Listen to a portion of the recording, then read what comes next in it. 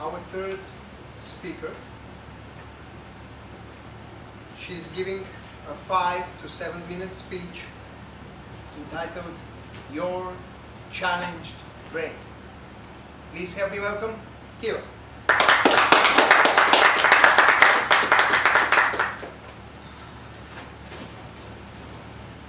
All right, extreme Toastmasters and our guests, who are also Toastmasters, it just happens to be tonight.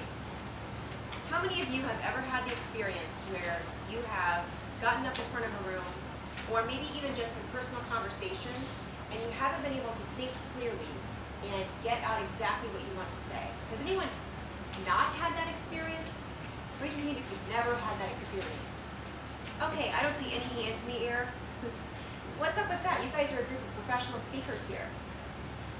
All right, if you're professional speakers, but even you have had that experience of sometimes being confused, not being able to think clearly and say what you want to say, there's got to be a reason for that.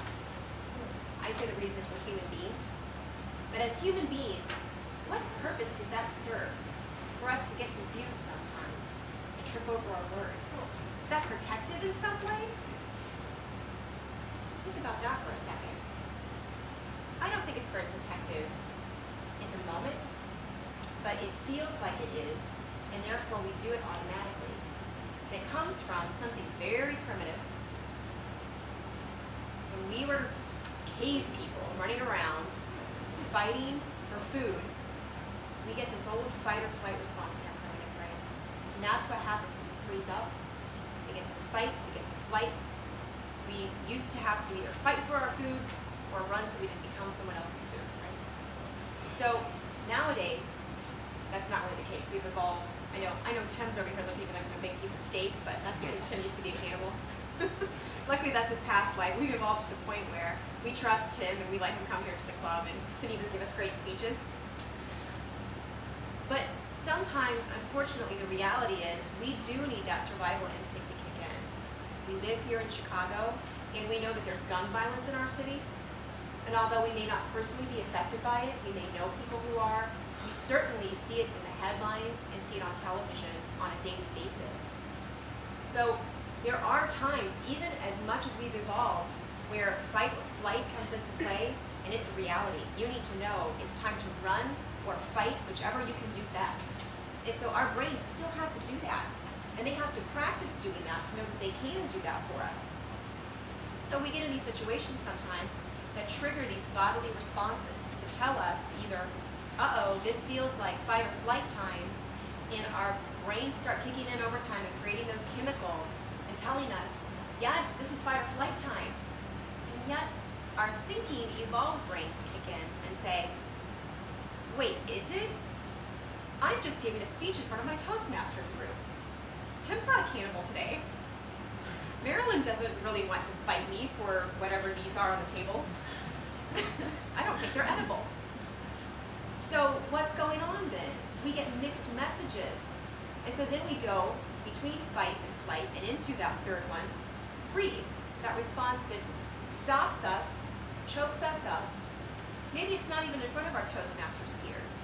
Maybe it is in front of coworkers. Maybe it is just in a relationship with a significant other. There's a subject that comes up that you don't want to talk about. That feels dangerous. Wait a second. This feels threatening to me. My body's reacting. Now my brain's giving these mixed signals. I know I had a good argument for this. I planned in case she brought it up. And here it is. And I just can't think about what those words are. I'm a communications coach. And what I do when I sit down with my clients one-on-one is I help them recognize these moments that come to them in their bodies and to find out what's going on in their brains and to actually change their brain chemistry in those moments with exercises that we customize for them individually so they can stop not just the body sensations, not just the emotional sensations, but the thoughts that come up. Have some awareness of what those thoughts are. And not only the thoughts that say, should I or shouldn't I here, but the thoughts behind those thoughts that are saying, why you shouldn't. I don't want to talk in front of my Toastmaster peers. They all know I'm really a nerd at heart. I was a geek in school. I was a little bookworm myself. I was very shy. So when I get up in front of people, the first thing I think is, oh, here I go again, trying to get some attention, and I'm really Miss Invisible. I'm hiding behind my books. That's where I'm most comfortable. And everyone's going to see through that, and they're going to know. So guess what I came up with? A motto. My motto is, I'm petite, but I'm powerful.